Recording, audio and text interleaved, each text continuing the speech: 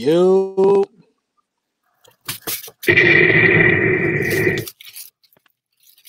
Yo, we good, we live. Shouts to my manager, Katie, who appears on the screen. We here. We here. Quarantine and rap. Yeah. We got a fun one tonight. This is type special. Along my voyage, I was fortunate enough to come across some dope individuals. And I just want to give everybody fair warning. Tonight, you will not hear me address my guest by her government name because that is an ass whooping I do not want from her, and I don't want from my mom, as well as the rest of my aunts and maybe a few cousins. We're gonna get into the shit thing. We're gonna do some shit. Crazy day today.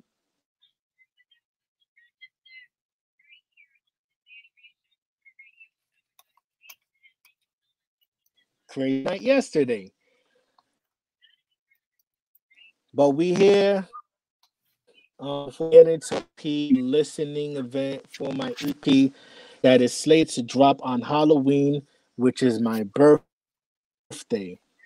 So you share my Facebook page, or you can go to youtube.com /C/Ray Pearson. If you wish to tune into the YouTube live stream, we're gonna get into it. We're gonna have dope performers. We got Michael Bostic, we got Nevaeh performing. She's gonna be really, really, really dope. It's the first time I'm actually doing something like this, so you know what I mean, we plan on making it special. With that being said, Katie, you still appear on the screen, and feel free to bring the guest in. And she appears. What's up? What's up, What's goody to the world? This is one of my amazing aunts. The world knows her as Jen Garcia. I know her as Titi Mieka. So tonight you will not hear me call her by her government name because, once, like I said, that is an acting that I will not endure, and I was raised better than that. So Titi, welcome to my live stream. Thank you. I'm happy to be here. Let's get into it. Sweet. And who's Evie?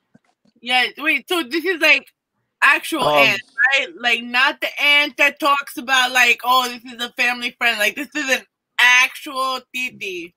Yes. A blood DNA aunt. So yes, that is my aunt. While you're she here, saw me in my Pampers.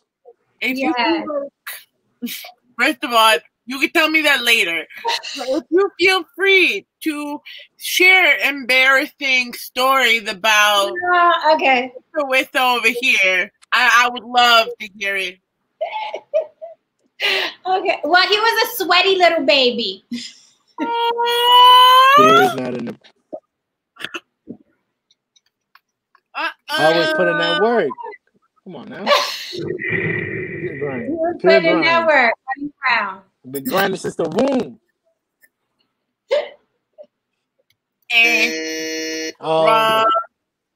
Word. First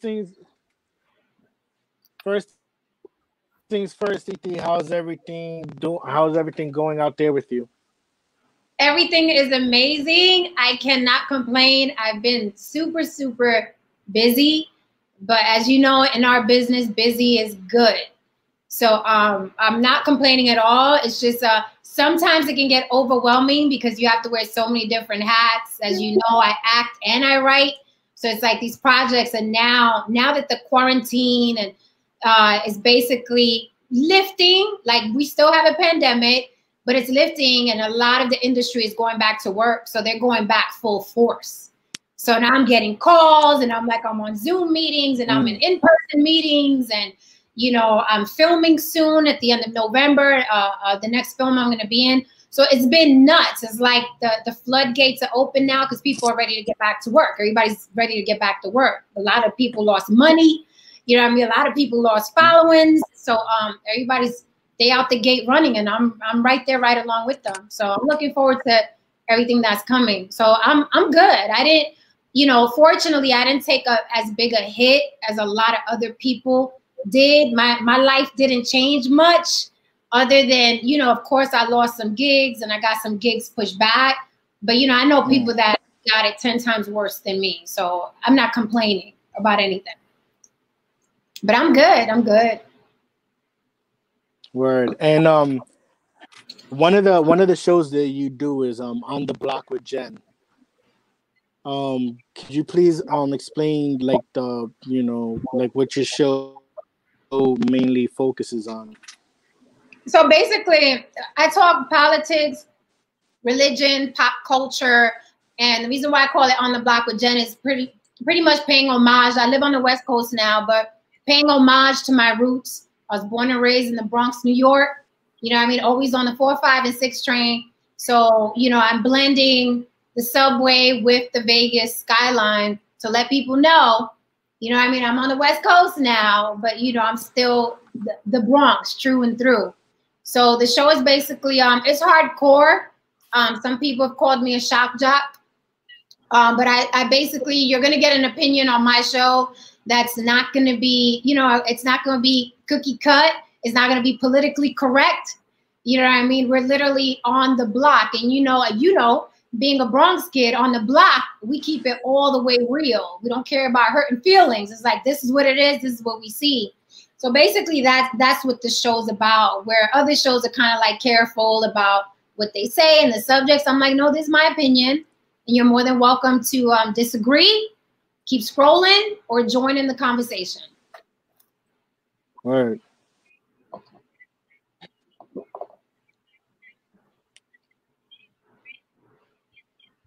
Is somebody talking? I can't hear.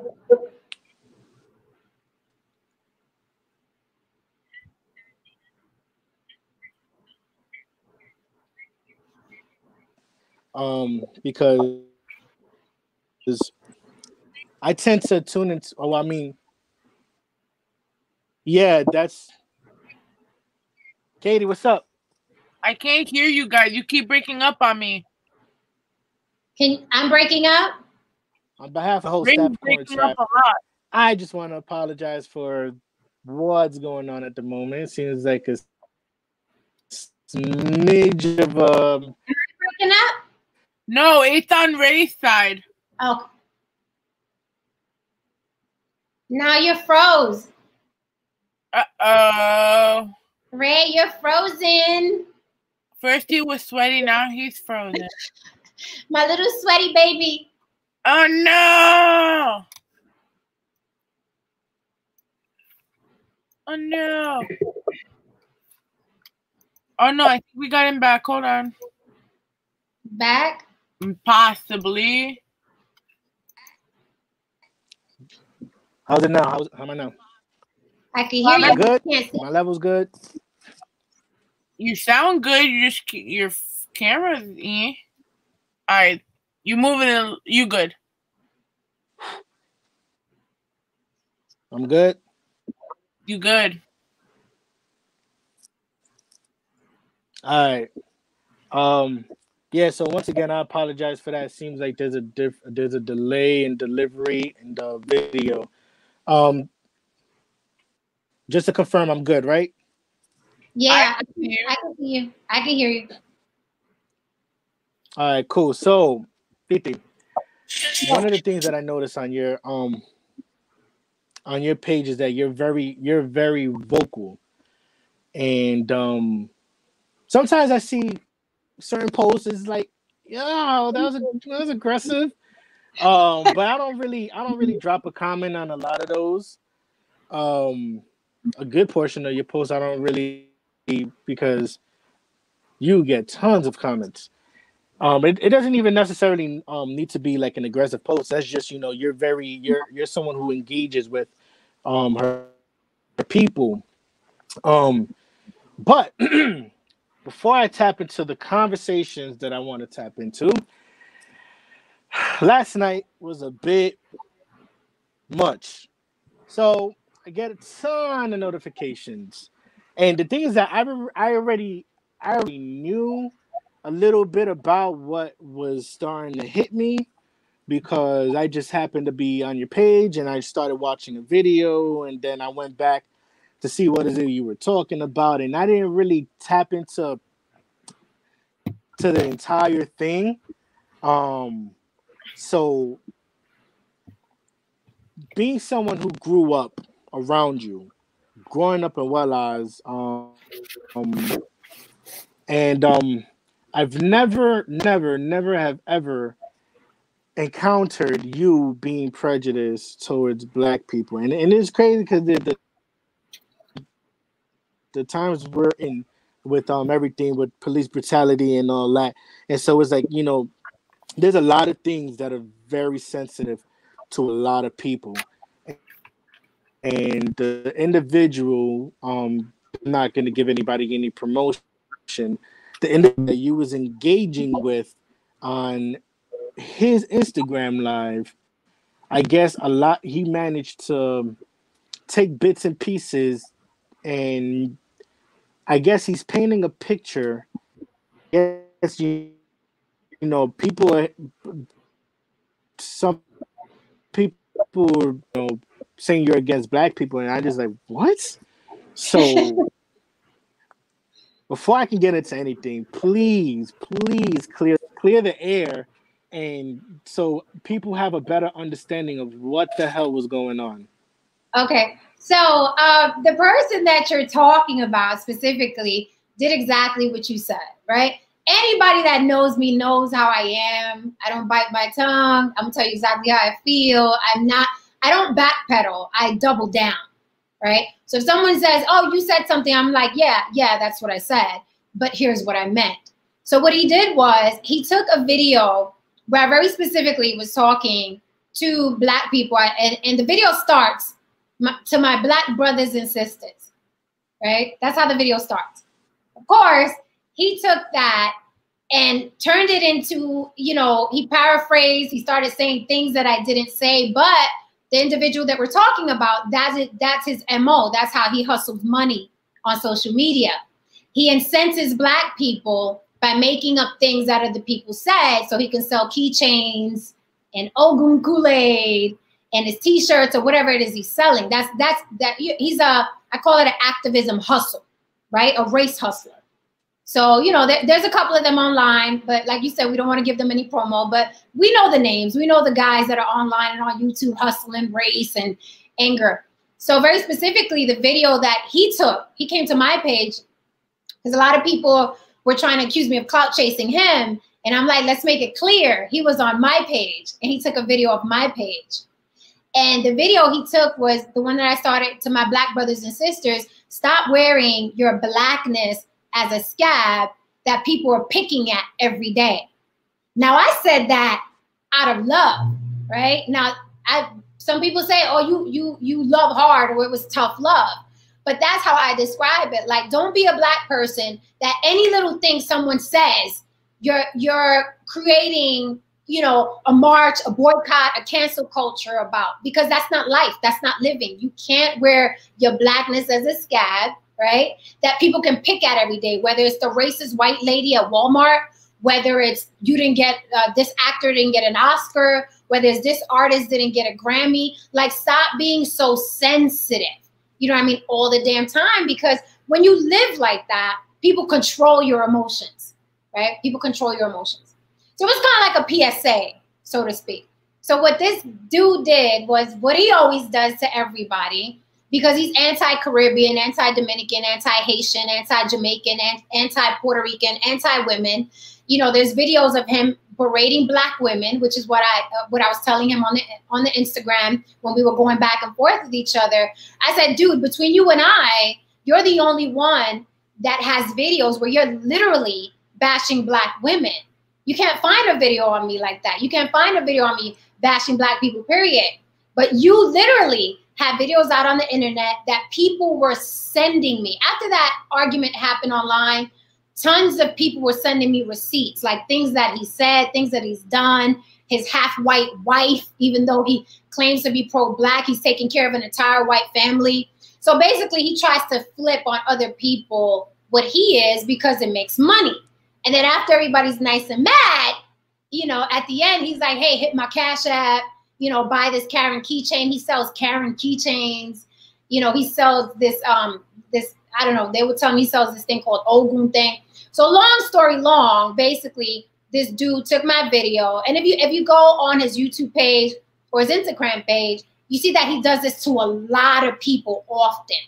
So that was just a day where he chose me to be the star of his let me incense people, because he's a separatist. He's trying to keep Haitians, Jamaicans, Dominicans, Puerto Ricans, like he's trying to keep everybody separate, which is why I called him an agent. Because an agent, as you know, are people that work for the government to keep all people of color separate. So he tries to like divide us. Like, no, she said this and he said that. And I'm like, no, I never said that. And if I said that, pull out the receipt. You took my video. Where did I say that? Like he was saying that I said, I'm claiming Spaniard. Anybody who knows me, friend or family, knows I don't claim Spain. I don't say I'm Spanish. I don't even claim my Spaniard side. I claim my African side and my Taino Arawak side. I never claim Spain or Spaniard. But he was telling his following, yeah, she's claiming Spain. And then he was saying that I shouldn't be speaking Spanish because I'm in America. He was like, oh, you start your video saying, hola, mi gente. Why you being extra? Speak English, you in America. So I was like, what the? But people like that have huge, what I call huge. Yeah, it's crazy. Huge fuckboy followings. Huge followings. So what he did was, you know, incensed his minions, and his minions came after me. But so many people hate him online that they started making videos against him about what I said. Just as many people started making videos against me. So it was 50-50. It was 50-50. But a lot of people, you know, came to my defense because of his history. I didn't know his history. I just thought, yo, this dude took a video off my page and tried to make me public enemy number one, right? But then people started like bombarding me with emails. He said this, he did that. People were sending me videos of what he said and done and who his wife was. Like I was getting so many DMs, right? And they were sending his white mother-in-law. Like he's not really pro-Black. He's just trying to make money off of Black people. He's never given back to Black people. So they were just hitting me with the receipts. I said, oh, okay. So this dude is a race hustler. This is what butters his bread, right? Keeping people pissed off and going back and forth so he could sell his keychains. Like, dude literally sells keychains. So I was like, oh, okay, I get it. So then that's when I followed up and was like, look, just so all of you know, this is what went down. This dude came on my page. So the clout chasing thing, you can erase that, right? Because I haven't been on this dude's page. And then it just blew up. And now I have like 100 videos of me on YouTube, which is great exposure and promo for me, because I think that, you know, Black Twitter and Black YouTube, they think that they cancel people, and what they really do is promote them. So now I have hundreds of more followers. I have my name spinning on YouTube, hundreds of videos. So I'm like, I'm cool with it. I'm cool. You know, everybody's not going to like you. Everybody's not going to like your delivery. And that's okay. That's okay. I say that all the time. You can disagree with me. You can block me. But what you won't do is silence me. You're not going to silence me. And that's always been my attitude. Anybody can say whatever they want to say. It is their business. It is their YouTube page. It is their Instagram page. And you can't silence people. If you don't like it, turn the channel. But I think we've become a society now where it's like, if I don't like you, I have to make you pay. Right? Back in the day, we used to like, I don't like that program. I'm going to change the channel. But now it's like, no, you have to stop or I have to make you pay. And I'm like, yeah, that's not happening with me. Like, you're not going to silence me. I'm going to say what I have to say. And you could disagree. So that's what happened there. So pretty much to wrap up everything, anybody watching who felt some type of way, once again, I'm letting it be known now before my aunt came on here. Before I even asked her to come on my live stream, I already knew a crumb of what happened. So nothing I this is nothing new to me as far as like me hearing this for the first time. So for everybody watching who came from that guy's page, and there you have it. I said it. I'm not saying it because she's my aunt, because once again, there is family members and there are people that I don't really talk to on a regular. So like I said, I grew up around this woman. Never have I ever encountered her doing anything or saying anything prejudiced towards black people. Are people entitled to their opinions on certain things? Yes, as everybody is. Are you entitled to your feelings about certain things? Yes, just like everybody is. That is your human right. And with that being said, I am closing the chapter on that subject. She explained everything that happened. So there you have it. Moving on. Titi. And let me just add this, Ray. Let me just add this. Are we not? Let me just add this. Are we not a family totally of Black and Puerto Ricans? Our family, personally, our kids, husbands, cousins, nephews, aunts, not a complete family. Okay, because I'm like, people are like, oh, and I'm like, no, we are a complete family of strictly Black and Puerto Ricans, and now we've added Dominicans. But we have always been Black, Puerto Rican, and Dominican, all inclusive. But again, this is what this dude does for a living. So it's the picture he tried to paint. But all my Black family, all my Black friends, we had a good laugh about this. They were like, he said, what? About what? Because they were trying to contact, his minions were trying to contact my people. And my people were sending me screenshots. So I'm like, you can't get at me with my people. These are my people, you know. But people gonna do what they gonna do because everybody got a keyboard. So yeah, it's easy. It's easy to agree to disagree with someone because I see comments under some of your posts, and there are people who disagree with you, but they're not labeling you in a certain light because of how you feel about something. Oh, he was trash in that movie. Oh no, you're just against every Spanish actor. No, if I didn't like something, I didn't like it. Eminem being one of my favorite artists, there is music that MS put out that I don't like. That doesn't mean I hate white people. I just didn't like some of the stuff that he put out. You can't. So people are entitled to opinions. You can agree to disagree, and that's just what it is at the end of the day. More power to the keychains. On that note, we moving on from that subject. It's all love. It's all peace. That's what we. Man, I hope everybody's doing what they're supposed to do. Live your life, man. Peace and love. Support. Help those who are in need. And there's more important shit that, in this world that we need to worry about. That man's Instagram or even my aunt's Instagram could get hacked at any moment. So, everybody's focusing on the wrong shit, man. And that's that. Titi. Yes. Growing up, and from the moment I picked up my pen up until now, people look at you like a writer. As a writer, people look at you as an actress. One of the things that I want to touch on before anything else is you, the singer. When did you find that love? When did that love for singing happen for you? Okay, well, when I was now you're going back decades. When I was in my 20s, I wanted to sing. I had this big dream. I was like, oh my God, I want to be a pop star. I love the clothes and I want to tour around the world and I want to sing. So I tried it. very, very briefly. And I was like, okay, this isn't for me. Right? So I went back to my first love, which was filmmaking and acting, because that was my very, very first love. Right? As you know, my dad used to, run that movie theater out in Brooklyn. It was like Ridgewood, Brooklyn, borderline Queens.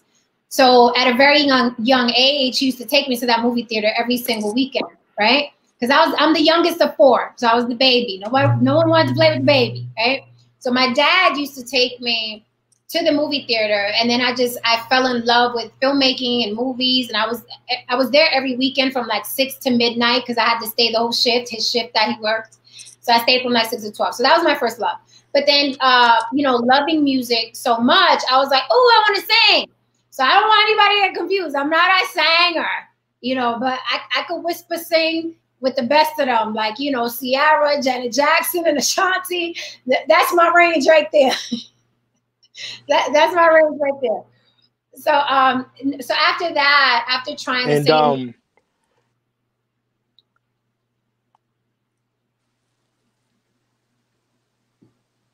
Yeah? Go ahead. Go ahead. Yeah, go ahead. No, I'm sorry I cut you off. Go ahead. Okay, so I went back to my first love, which was filmmaking. But funny enough, my next project that I wrote, the girl in the story is trying to be a singer. So I guess, as they say, writers, you always find a writer's life, bits and pieces in their art, always. There's always a bit of us in our art. So, I wrote that into the script. I don't want people coming to my page looking for no Mariah Carey. What and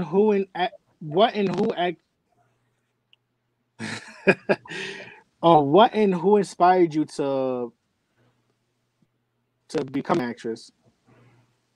I would say the very first time, just going to the movies with my dad, period, inspired me to be on the big screen. Like, from a young age, I was like, I want to be on that screen. I want to do what these people are doing. But what really, really resonated with me, and this is going to be funny, if you guys saw, I think, like, the first Aliens, there was a character named Vasquez, and she was like the Puerto Rican chick on the alien ship. She had short hair with the red bandana. Like, that really, really resonated with me. And that's why representation is so important, because it's the first time I saw like a Latina being powerful and strong, you know what I mean, on the big screen. And I was like, oh, I definitely had to do this. I definitely had to do this. Strangely enough, that actress is actually a Jewish white woman, but she played a Latina in the movie Aliens, and let me tell you, she did a very, very good job, because I thought she was Latina, but she's a Jewish white woman. But that character resonated with me, and I'm like, yeah, I got to do this. It is possible. We could be strong and beautiful in a film, and that's what I want to do. So yeah, that role really stuck with me. But I've always wanted to do it from a very, very young age. Like, even playing with my dolls. I was writing scripts, playing with my dolls. And I'm going to mention this movie because, as I told you when I first saw it, that the very beginning scene was probably one of my most favorite parts of the whole entire movie. So, was Carlito's Way... not Carlito's Way. Carlito's Angels, right? Yes. All right. Was Carlito's Angels the very first gig that you booked as an actress? Carlito's Angels was the very first gig I booked as an actress. Our cousin Tony, people watching probably don't know, but our cousin Tony called Mom because he heard it on La Mega, which is the station in New York City. He heard the auditions on La Mega. So Tony called Mom, and then Mom called me and was like, Tony heard there's an audition for Spanish, Latin girls for this movie. We want you to go down there. So I was like, Ma, I don't know. So then I went and I booked it. I booked the gig. That's how I got the gig. And that was my very, very first film, Carlito's Angels, which is a spoof on Charlie's Angels, but like in the hood with Latin chicks. Yo, anybody, whoever takes the time to watch that movie, I'm telling you now, the opening scene of the movie, hands down, shit should be in Hollywood. They should have had that on the screen, nominated for an award. Because I was tuned in, I was devoted to that scene so much that I think I even shedded a tear. How many times did you rewind it? More than I can remember. You got to clarify Yes. that wasn't me in that scene. That was No, my no, no. It wasn't you. Yeah, one of your co-stars. It was her in the scene, and she was taking over. Very. That's how the movie started. I was like, all right. It started with a home run, ladies and gentlemen. And you know That's the best thing I can say. What's funny about that scene is that they wanted me to read for that character when I first auditioned. And I was like, I read what the character had to do. And I was like, no, I'm cool on that. I'm good. It's not for me. So that they gave it to the other girl. But I was like, yeah, nah, I don't want to start my first film like that. More power to her. She did a great job. But I was like, it ain't my thing. It ain't my bag. Yeah. She did. She did. And I was in my teens watching that, and she did a phenomenal job. She did a great job. It's funny. I'm going to do a commentary on the film soon. Wait, now that you say that, right? The skit you did for the playing off the Kevin Hart 105.1 interview. That skit has been fun. That is just funny. Cause it's like full blown Latina moment in the car. And even the end, it was just like that moment where it's just like, I was like, oh man, she hit the nail with that. That is pure Spanish, typical Spanish woman shit. It's like, yo, that silent moment with the fingers, like, oh man. Going forward, like into the near future. Huh? Will there be any other, like, there won't be any more skits? Yes, there will always be skits, always, because I'm the type of person I like to, just like rap, hip hop, singing, acting. It's a muscle you gotta continuously work, right? So if I'm not on set, if I'm not doing a film, or I'm not writing for a film or a series, then I'm gonna do sketches in between, because I'm a firm believer in you have to keep that muscle. You have to keep, you have to keep training that muscle, no matter how long you're in the business. None of what we do is something that you can learn and then stop learning and think you're going to build a career on it. You have to continue working that muscle. So there'll always be funny sketches on my page. I just got a writing gig where I'm writing sketches for this YouTube star. So and I'm going to be acting in some of them. So there will always be sketches, because I've heard I'm funny. So no, and that's the thing too, because that's like a part of your personality. Always like it was like Titi Niacas here. Here's the life of the party. So, and given that personality, did you ever think of like, yo, maybe I should have gone into radio, have my own radio show? A lot of people have told me to do stand-up. A lot of people told me to get into radio. And I'm like, I just don't have, stand-up is a whole different animal. Much respect to the stand-up comedians out there, because that's an art in itself. And I'm like, I'm just not, I'm just funny in general, but I could never do it structured like that, the way stand-up comedians do it. So I'm like, hats off to them. I don't have a passion for it, so I never want us to get involved in stand-up, because I don't have a passion for it. I have a passion for acting and for writing.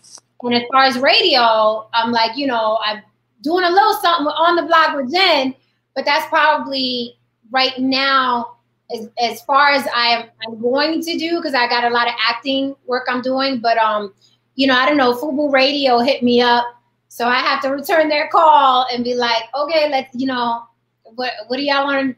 What you want to do? You know what I mean? Right. So if some network or something wants to rock with me on that level, I'm definitely down. But it's not something I'm gonna just pursue. Like, hey, I want to be a radio personality like Angie Martinez, because that's not what I want to do, with my life. But say somebody like Fubu, and I got another offer from this other company, if they want to put me, on their slot, in their slot of shows, I'm down. But I don't want to be like Angie Martinez or what's her name from Breakfast Club. Like, yeah, that's not me. I'm doing a lot more. So. And speaking of being a writer, and may he rest in peace, you were actually friends with John Singleton. Yes. What is like one of the dopest pieces of advice he ever gave you? He always told me, read, write, get your stories out all the time. Get your stories out. Doesn't matter what the budget is, get your story out, read, write. He would recommend books for me to read. If I had an idea about something, he would tell me, read this book. But he would always stress, write your stories, get your stories out there, get them told, because what a lot of us do is like we start and then we stop halfway, right? Because we become insecure, or we don't think we have the following, or we don't think we're going to get the funds. So we always stop midway. So his advice to me that I will always treasure is commit and get it done. Research what it is that you want to do. Research that, read about it. You know what I mean? Don't half step. And the reason why, I've been friends with John since my 20s. And what broke my heart the most was that our last conversation was he was in the writer's room for Snowfall. And if you've seen Snowfall, my goodness, it was like a masterpiece. It's on FX, and it's his last work, really. And he was in the writer's room for Snowfall, and he hit me up. He was like, "Hey, what are you doing this week?" And I was like, "I don't know, I'm chilling." And he was like, "Why don't you come to LA and sit in the writer's room?" And I was like, "All right, I'll go." I was on some, okay, whatever, because you think that you're gonna have people forever, right? We've been friends since my 20s. I'm like, okay, John, I'll go by. And I was supposed to go out there and hang out with him in the writer's room for Snowfall. And I put it off. And I was like, wow. I can't make it this week. Maybe next week I'll come through. He was like, okay, cool. And the last conversation we had was when Nipsey got killed. And I text John and I was like, yo, what the fuck? You know what I mean? What the fuck is going on in LA? And he was like, yeah. And then I was like, are you going to the funeral? Because I'll come out. And he was like, nah, I'm not going. I can't do it no more. Like, I'm tired. I'm just tired of all of this. I'm tired. I can't do it no more. And I was like, all right, cool. So we that was really our last conversations. And it's something I'll never forget. I still have the text messages in my phone. I'll never erase them. When I was texting him, when the news broke that he was in the hospital, and I'm texting him like, yo, John, what's going on? What are these people saying? Are these just rumors? Because every time I saw bullshit about him online, I would always hit him. Like, I'm like, John, what the fuck TMZ said or media takeout? What the fuck is going on? And he would always explain, what was going on. And so it just breaks my heart that the last, 2 text messages I sent him never got read because he passed away. So our last conversations were about writing, Snowfall, and Nipsey. And those were the last conversations we had. But, it's a regret I have, even though I'm not I don't like living with regret. I tell people regret is a waste of time, but it did chip at my heart that I was supposed to go out and hang with him, and I didn't go. Because had I gone, literally like a week and a half later, he ended up in the hospital. So that's something I got a chip on my heart behind that. But, I just think about all the amazing years I had with him. So, I know he's out there somewhere giving me that energy, like, keep writing. He's one of the people that used to advocate for me all the time. do stand up. He used to always tell me, Jen, do stand up, do stand up. And I'm like, John, I don't want to do stand up. I don't want to do stand up. But he used to always press me to do stand up. And I was like, no, I don't want to do it. He was like, you fucking funny. I was like, I don't want to do it. Yeah, but he was one of the people. And I actually read for Lucia for Snowfall. He sent me the side, took me up with the casting. The only thing is that he was like, I don't know if you're gonna get it because you don't look Mexican, but he was like, read anyway. So I did the self audition and I sent it in, but they wanted like Mexican, and I don't look Mexican. I look Latina. I look light skin black. I look Afro. Not even Jennifer Lopez, Selena Mexican. Right, like. I don't even played it all. Come on. I don't even. Damn. But if you watch Snowfall, you see they got a Mexicana.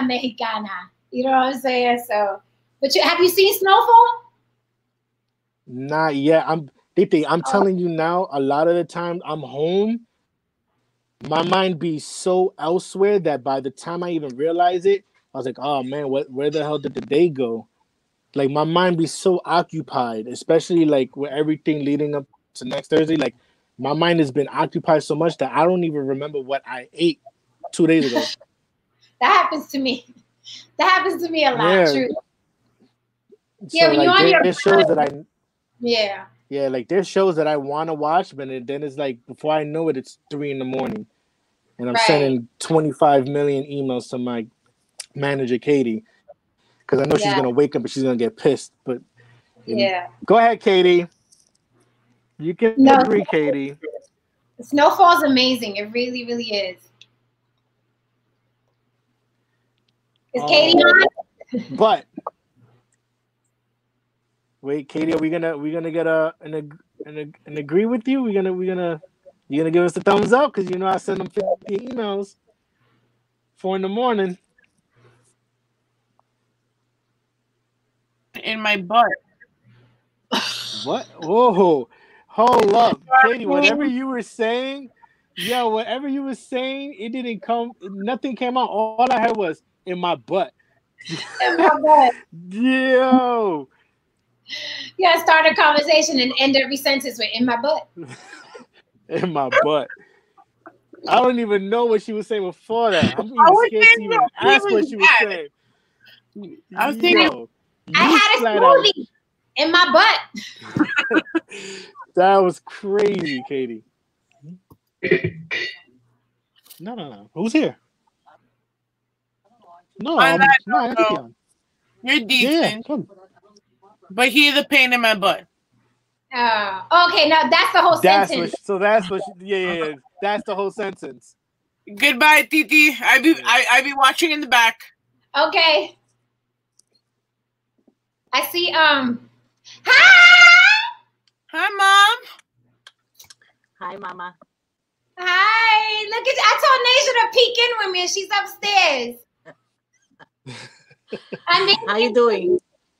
I'm doing really good. I'm happy, man. I'm doing good. I got my smoothie. I'm chilling here with my family. I'm good. I miss you, girl. I miss you too. I don't know when I'm going back home. We'll see. We'll see summer. All right, do that. I want to see you. I got some business out there. So in the summertime, I'll let you guys know what's going on. All right, mommy. I love you. I love you too. We got family. we got to bring out that hokongadula now. The pateles. I see Tiny Mercado. Tiny Mercado says, sing a little something. You want me to whisper sing? I can whisper sing. I told you I could whisper sing with the best of them, with the best of the whisperers. Speaking of that, right? And from Carlito's Angels to you being friends with John Singleton, in case people didn't know, you actually appeared in 2 50 Cent videos. Yes. That was pretty amazing. Because I had been a huge fan, right? So the first time I got hired, I have a friend of mine who's a stuntman. His name is Derek Simmons. He's like a Hollywood stuntman. Like he's a stuntman. Like he's done stunts for Jamie Foxx and, you know, and Tyler Perry films and Spike Lee films.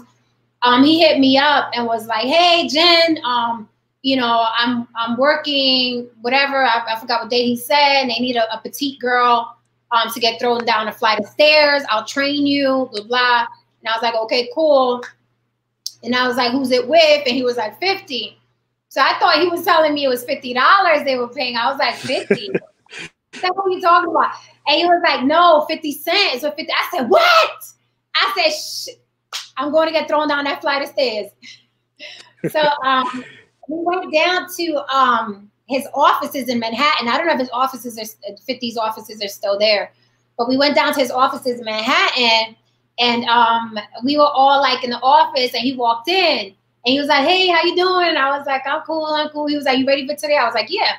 So then it was like I went to go change my clothes or whatever. And when he walked out, I was like, right. But then when I came back, I kept my cool. I was like, "Yeah, okay. So what set do I need to be on?" I was Bronx cool. But when I left, I was like, "It's fucking 50. It's 50 cents. Mama, I made it." You know, so I was really excited. But you know, on set, you got to keep your cool, right? You got to keep your cool. Yeah. If you're a fan, you got to keep it professional. Not only that, but you want these people to see you as professionals as well. So you got to keep your poker face, right?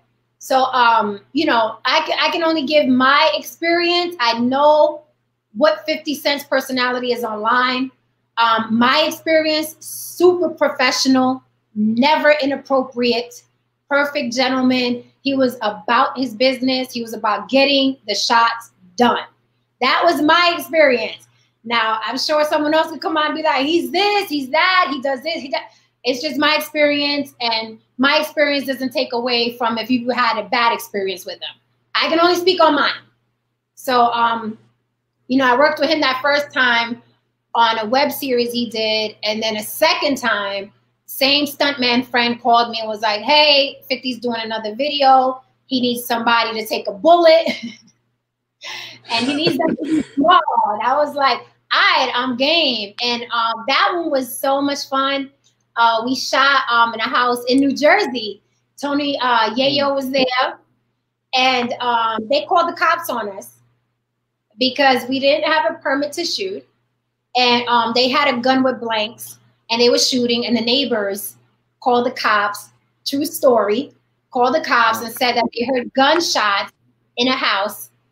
So, I mean, they came thick. The police came thick. It was like 10 cars outside. They ran up in the house, and I got mad, and I was like, because, you know, I hate jumpy cops, right? Because things happen when you're dealing with jumpy cops, as we know, right. Things happen. Mm-hmm. And so I got mad, and I was like, "Why y'all running up in here like that?" So it was funny because Yayo was sitting on the couch. He was like, "Yo, Jay, chill." And I was like, "No, why they gotta run up in here like that?" Yayo was like, "Chill."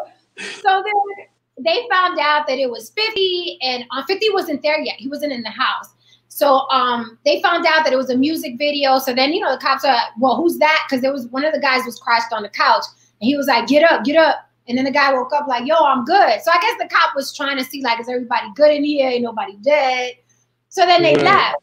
So then 50 came back to the house, and then we were like, "Yo, the cops were here." The neighbors called and said they heard gunshots. And Yayo was like, "Yo, a sister soldier over here want to fight the cops." And I fell out. Because I was like, "Sister soldier." I hate jumpy cops, man, because jumpy cops get people killed. So I was really, I was pissed off. I was like, "Y'all can't run up in here like that. Like, walk up in here or something." It really pissed me off. But, you know, we had a good laugh about it after, and the video got finished. So all was well. No one really got shot. You know what I'm saying? Everything was all good. But, you know, it's the adventures of guerrilla filming. It's the adventures of independent filming. Like, so shit like this always goes down. Like, I got stories. So it was dope. And now that you say that, what other spaces industry related have you been in that might have not seen the light of day, but without mentioning names, like what kind of other spaces that you've been in that bizarre? Wow. Woo. I've been in and around a lot of celebrities, right? But you know me, I'm not the type of person that says, I know this person, I know that person, I've been to this party, I've been to this house. And the only reason that I spoke of John publicly was because, you know, some negative things started coming out after he passed away. And I was like, fuck all that. I'm going to be one of the voices that says who this man really was and how he looked out for people. That's the only reason I spoke about, you know, our friendship publicly. But I have a lot of friends who are in the business, who are well established, who are household names that you know, that are public figures that I know a lot of shit about.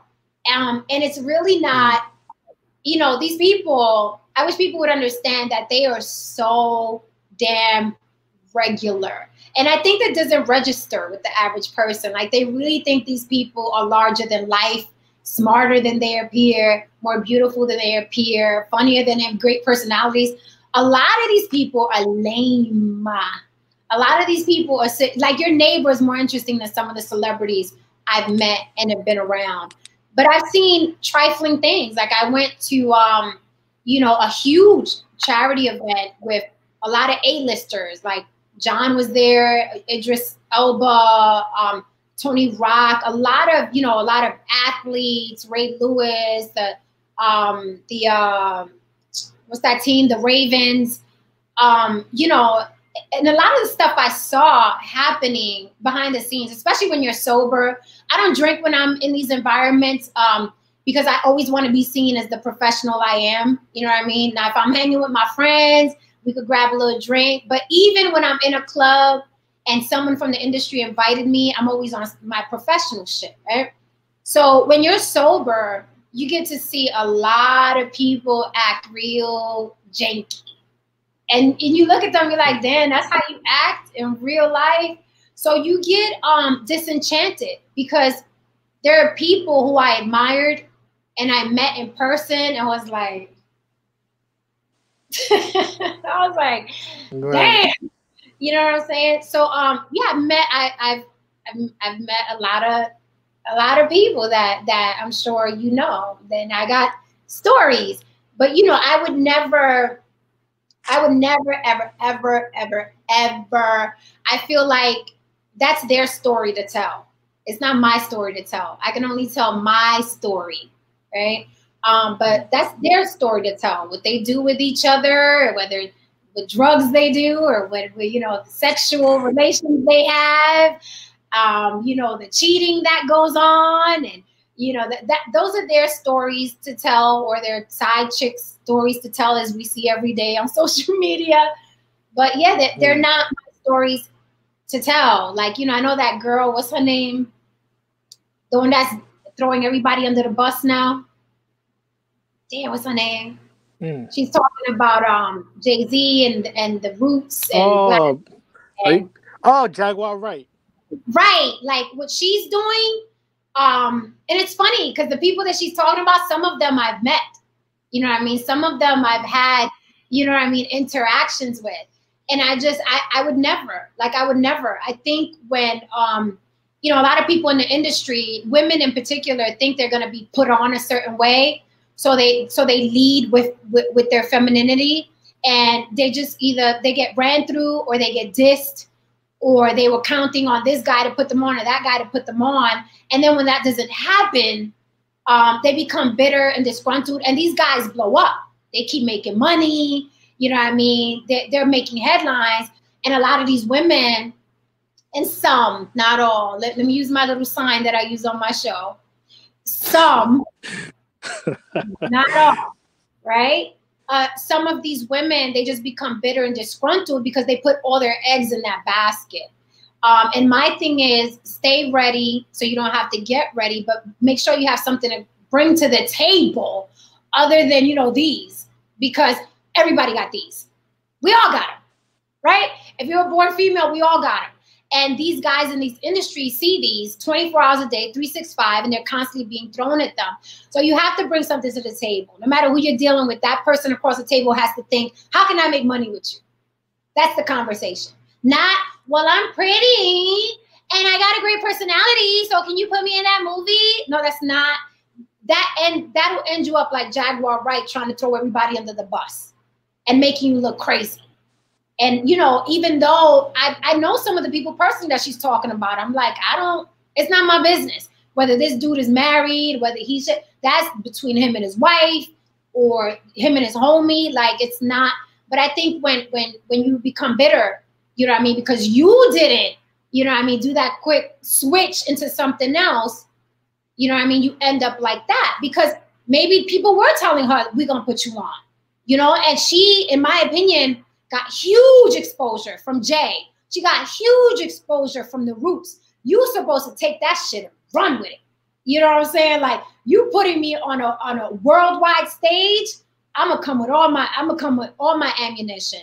And it's like me, I have scripts written, you know what I mean?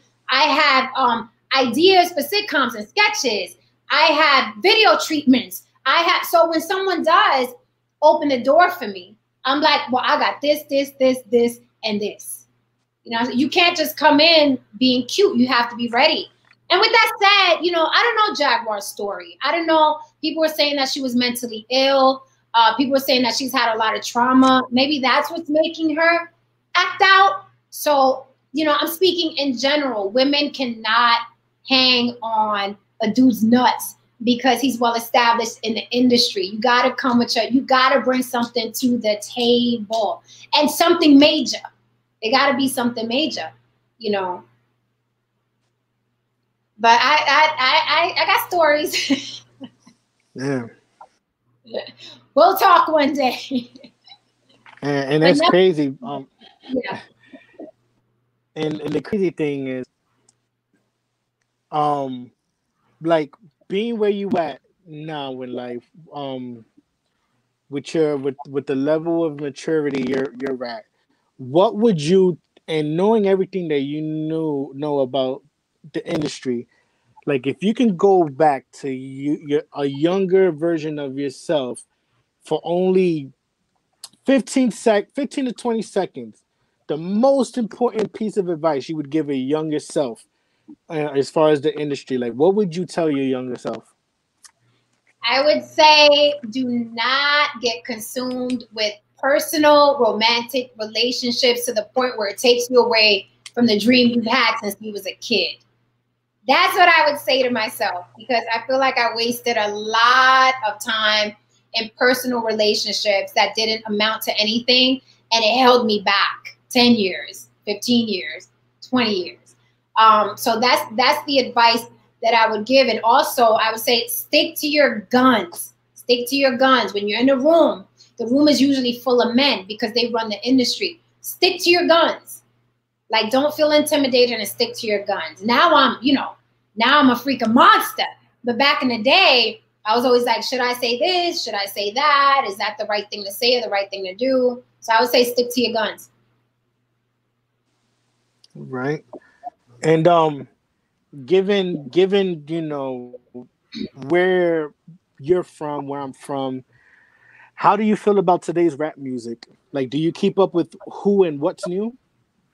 Let me say, I gotta keep it 100. I'm super disappointed in the rap game right now. Super disappointed at the people that are getting pushed to the top of Billboard, right? I hate that we don't have a balance. Like, I'm not a fan of the Tekashi 6ix9ines and the Cardi B's. I'm not a fan. And it has nothing to do with my age because I listen to trap music. You know what I mean? I love Travis Scott and Drake, and you know there are rappers that I'm still into. You know, the underground scene. You know, so it's not an age thing. I hate that there's no balance, and like because you're gonna have the lollipop and the fluff. That's what I consider Tekashi and Cardi B. They're not really talking about shit, right? That's the fluff of hip hop. but the artists that are really saying something, and I feel like music should be a sign of the times. It's always been. It's like going back to Marvin Gaye and what's going on. We always speak about our environment and the current times. So people, you know, that get pushed to the top, like a Tekashi or Cardi, they're not talking about anything. They're fluff. The problem with that is fine, be fluff. But the problem with that is we don't have balance anymore. So all the artists that are talking about something and saying important things are being pushed behind the fluff. Where I think is before in the 90s, in the 80s, we had a nice, you know what I'm saying, buffet of like, if you wanted to listen to trap, if you wanted to do that, you know, that gangster rap, if you wanted to do the fluff, you know what I mean? You had choices, but now the way media is set up, there's so much negativity surrounded around hip hop. And then the old school cats just sound like they're mad at the new school cats. You know what I mean? It's like, I think it's in a disarray now. It's in a disarray. And I don't see how we're going to get out of it because the media controls the perception.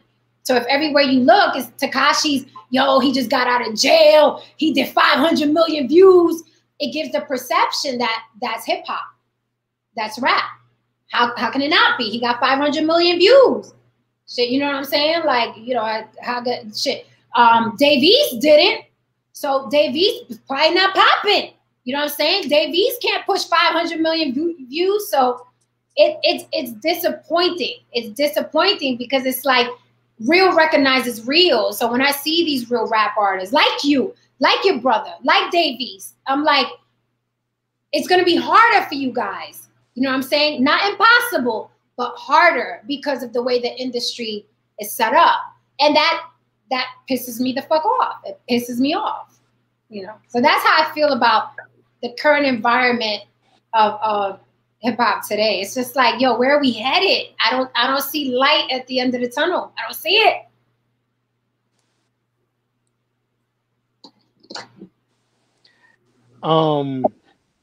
What was your first reaction when you saw that video of Janasia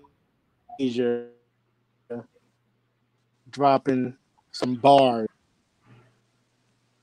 Oh my God! Okay, just so people watching know, my daughter decided she wanted to rap. You know, I was thinking like, okay, you know, like with your kids, you're like every year they're into some new venture. So you're kind of like, okay, cool. But she sent me, I was like, send me what you did. And when I saw it, I was like, damn, I was like, where'd you hide this? Because she never rapped around the house. I never saw her writing. I used to see her writing poetry. But I was like, shit, you know, so I thought it was dope. And I really hope that she pursues it because she would be one of the real ones. You know what I mean? I really hope she pursues it. Like, these voices are needed. Your voice is needed. Her voice is needed. But again, it's harder for real shit. It's just harder. Across the board in every industry. Like, I'm not sleeping with you for a role, so it's harder for me. It's harder, and it takes longer. You know what I mean? So in order to, you know, take control of our careers, it's full entrepreneurship. Like you said, you're up till like 3 o'clock in the morning figuring out the next move because it's harder, because you're not, you know, claiming Bloods or Crips and got rainbow hair and got 100 people behind you. It's going to be harder, but it's not impossible. I stress that. It's not impossible. We just have to work harder, and it'll come to fruition. It'll give. I know there's days where I'm like, this shit ain't going nowhere. I've been working 10 years, but it'll give. You nothing you chip at is gonna stay standing. Nothing you chip at is gonna stay standing. I don't care if it's one whack a day. That tree is going to fall. So we just have to stick with it. But you know, it's ebbs and flows. I have my good days where I'm like, yo, I just got a call to X, Y, and Z. You know, and then other days I'm like, what the fuck? My phone ain't ringing. I got writer's block. You know, so but it comes with being an entrepreneur. We're running the business of ourselves. We're a business, and we're running it alone. We're our marketing team, our promo team, our creative team, our glam squad. Like we're doing it all. And it's not impossible. It's just harder work. But the harder work results in longevity in this business because, You know, it's like Drake said, some been here for a few and never been here again. So you may see somebody go past you who blows up and then they fucking disappear in 2 years. You know, so. Like the majority of the double XL freshmen. The XL freshmen. Exactly. It's like, where these people at? So, you know, nothing trumps hard work, dedication, and consistency. Nothing trumps it. I don't care what you look like. I don't care what you sound like. Consistency. Hard work, dedication. Nothing trumps that. No labels, nobody blacklisting you. Nothing trumps that. If you have consistency, dedication, what's the other thing I said? Consistency, dedication, and just being focused. You know what I mean? And hard work. Nothing trumps that. So you got to keep pushing. It's the life we chose. Word. And as we come to a close, what do you currently have in the works, from On the Block with Jen to the hit show to your writing? What can we start expecting to see pretty soon from you? Okay, so the hit show is on pause because Carlos got his own stuff going on and I got my own stuff going on. So I branched off to On the Block with Jen. So this is going to be at least weekly. And I'm bringing you interviews with some names that you know. So this is going to be weekly. I can leak a little bit. I'm supposed to have DOC, who's another good friend of mine. So I got to let you know about that. So I'm probably going to have the DOC on here talking about hip-hop On the Block with Jen. And a couple other people. I got Jay Alexander from FUBU, who just dropped a book coming on. I'm always going to deal with race relations and ethnicity relations. As far as filming, I will be filming a new film. I'll be on an ensemble cast. I don't know if we're shooting in Chicago and LA, but that's happening end of November. It's a Christmas horror film. So I'm going to be doing that the end of this year. Also, I have a series that I wrote. It's a sitcom called I'm Not Angry, I'm Puerto Rican. I was supposed to shoot that in June in Chicago, but the COVID hit. So we're pushing that to next summer. So I got, and I just got hired to be a sketch writer for this YouTube guy who has like 5 million followers. And I'll be writing those sketches as well as acting in those sketches. And if you follow me on Instagram, I'm always going to be updating and letting people know where they can see me and where they can hear me and stuff like that. So my plate is full right now, but I'm not complaining. Busy is good in business. So I got a lot of stuff coming up. The last film I was in, White People Money, just got a deal with a huge movie house. And so it's going straight to theaters and then to streaming networks. So you'll be seeing me. You'll be seeing more of me. So 2021 is going to be el año.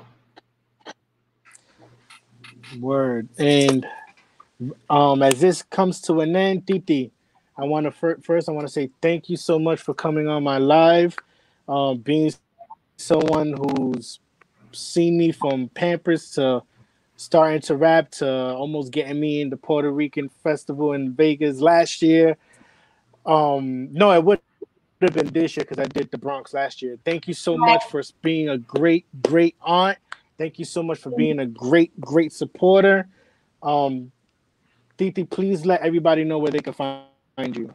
Find me at follow Jen Garcia. Follow Jen Garcia, spelled no weird way. It's follow Jen Garcia. Jen is Jen. Follow Jen Garcia, and also follow my my little radio situation here, which is On the Block with Jen on Instagram. So you can follow me at On the Block with Jen and follow Jen Garcia. And I want to close out. I'm gonna sing a little something for Tiny Mercado. I'm gonna do a little whisper for you because you did ask, and I don't want to act like I saw it and I didn't see it. Okay, right? I'll do a little whisper sing. Like I said, I can do Janet. I can do Janet's note. Ready? Y'all ready? Okay, here I go. Ready? I heard from a friend today, and she said you were in town. Suddenly, I forgot the words. But anyway, that's my tone. I'm there. I'm right there. I can whisper All right, things. so Titi, with that being said, Titi, Katie's gonna keep you in the backstage area as I close this out. Okay. All right, love you, nephew. I'll speak to you in a bit. Just stay in the backstage. Ladies and gentlemen, thank you all for tuning in to Quarantine and Rap. I was happy enough to get my aunt to be a part of my live stream. What I like, every time I like what I say is I try to get people on here who have a bit of a history being whether you're an artist, whether you're an actress, anything industry related, you can pick up from it. If you're a model, if you're an aspiring actress, hopefully she said something that you can take away from it and be on your way and reach for the stars. So with that being said, Katie, load up. I do my famous signature sign out, but this one's gonna be a little different tonight. So with that being said, Katie, roll the video. Just wanted to let everybody know we're officially 1 week away from the EP live stream listening event. Make sure y'all click the link in my bio or the link in my profile and RSVP to the Facebook live stream event from 6 p.m. to 9 p.m. Eastern Standard Time. The live stream EP listening event, music by the other day, featuring performances from Michael Bostic and Nevaeh. Shit gonna be fire. Right.